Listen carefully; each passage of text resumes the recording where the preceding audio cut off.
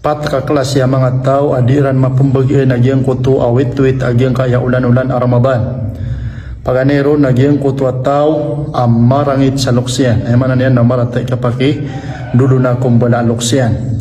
Ay kadua nagyang kutu at tao at talainom sa pakaberg. Ay katlo nagyang kutu at tao mapasang ikatulak sa tunganay.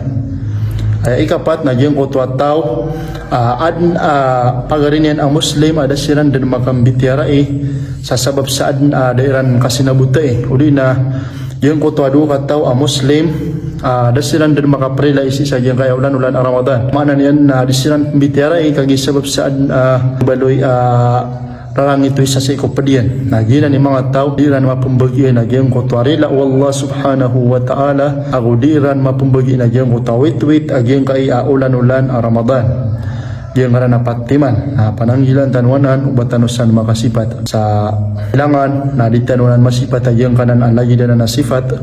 Wassalamualaikum warahmatullahi wabarakatuh.